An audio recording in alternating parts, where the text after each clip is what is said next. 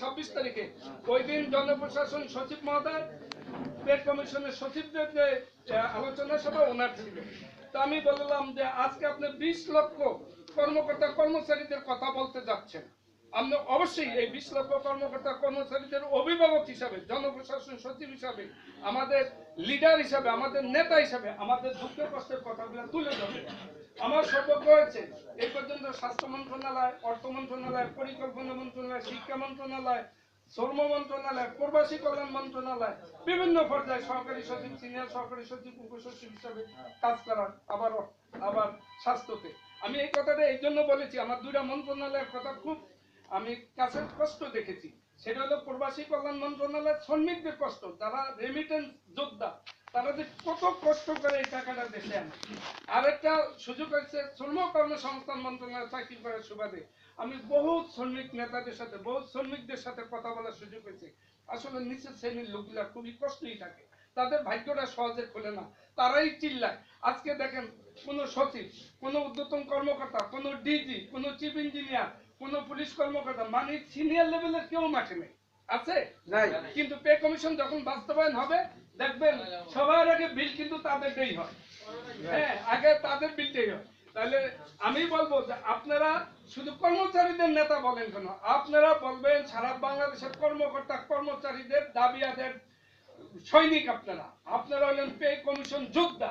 এই pay commission যোদ্ধারা কি করতেছেন, সারা বাংলাদেশের কর্মকর্তা, সে যত বড়ই কর্মকর্তা হোক, সেই কর্মকর্তার দাবির কথাটা কিন্তু এই হান্নান ভাই বলছে, এই আপনারা বলতেছেন।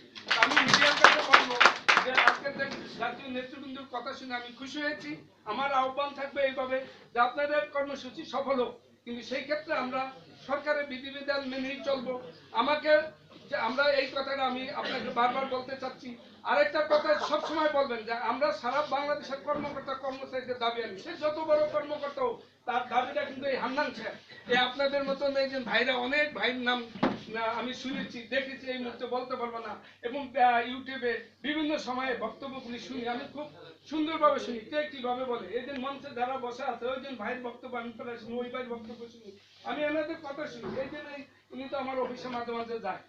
চমৎকার, আপনারা খুবই চমৎকার, খুবই চমৎকার কথা বলতে পারেন, খুবই চমৎকার যুক্তি তুলে ধরতে পারেন। আপনারা গর্বিত সন্তান, এই 20 লক্ষ লোকের প্রতিনিধিত্ব করছেন, এর চেয়ে গর্বের আর কি আছে? এটা তো গর্বের বিষয়। আমি মনে করছি যে এটা গর্বের বিষয়। আমি যদি আজকে অবস্থানগত কারণে আপনাদের সাথে মিছিল করি না, মিছিল মিটিং করি না, আমি কিন্তু একসময় মিছিল মিটিং করেছি। আনন্দ সাহেব সাক্ষী, আমি 99 সালে চাকরির এই আপনাদের দাবির কথা বলতে যে আমি চাকরিচ্যুত হয়েছি। আপনারা চাকরিচ্যুত হয়েছি, আমি পিস্তান দেইনি, চাকরিচ্যুত হয়েছে, কিন্তু আমি দাবি রেখে ঘরে দেন, চাকরিচ্যুত হয়েছে, চাকরি আসবে, কর্মচারীদের দাবি দিতে হবে, মামলার আসামি হয়েছি, আবার চাকরি ফিরে পেয়েছি। আমি পিছুটান দেওয়ার লোক না, তা আপনারাও পিছুটান দিবেন সেটা বলছি না, কিন্তু আইন মোতাবেক চলবে।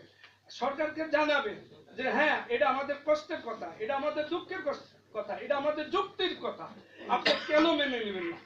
আমি মনে করি আমাদের প্রধান উপদেষ্টা শান্তিতে নোবেল পুরস্কার পেয়েছেন। কিসে? শান্তিতে নোবেল পুরস্কার পেয়েছেন।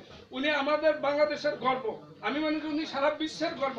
উনি যখন শান্তিতে নোবেল পুরস্কার পেয়েছেন, আমরা অশান্তিতে ওনার আমলে থাকতে চাই না, আমরা অশান্তিতে থাকতে চাই না। আমরা চাই সুন্দর একটা পে স্কেল, বৈষম্যহীন পে স্কেল। আমি সরকার প্রধানকে এই আহ্বান